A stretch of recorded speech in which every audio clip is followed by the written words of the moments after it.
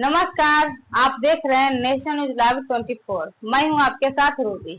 आज की एक विशेष पेशकश के साथ भारत के दलित और वंचित समाज की आवाज, एक ऐसा नाम जिसे लोग आज के दौर का अम्बेडकर कहने लगे हैं।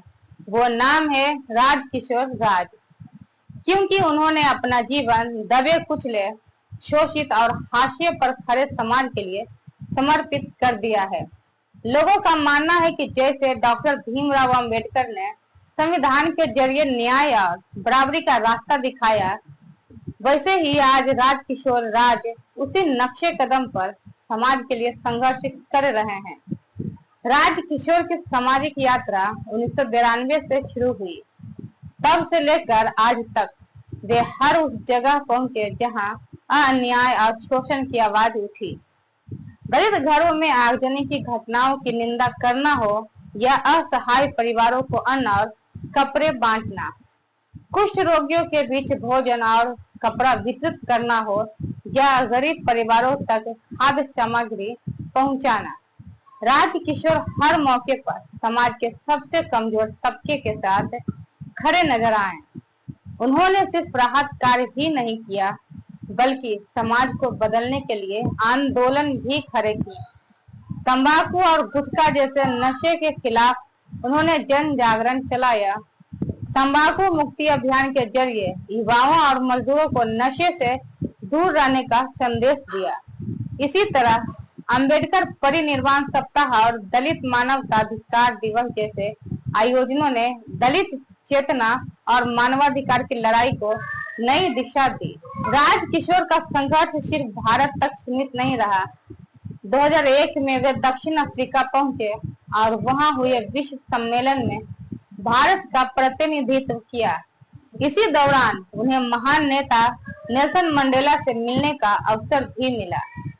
यह मुलाकात उनके लिए प्रेरणा का बड़ा स्रोत बनी। वे कहते हैं, मंडेला जी से मुलाकात ने मेरे संघर्ष को और भी मजबूत बना दिया। अब तक वे 450 से अधिक गंभीर मामलों में पीड़ितों को न्याय दिलाने की कोशिश कर चुके हैं। मानवाधिकार उल्लंघन के मामलों में उनकी आवाज सबसे अलग और बुलंद मानी जाती है। लेकिन यह ताकत उन्हें कहां से मिली, इसका जवाब उनके बचपन में छिपा है। पिता मजदूर थे और मां ने कठिन हालातों में परिवार को संभाला। गरीबी और संघर्ष ने ही राजकिशोर को वंचितों की पीड़ा समझने और उनके लिए खड़े होने का हौसला बनाया।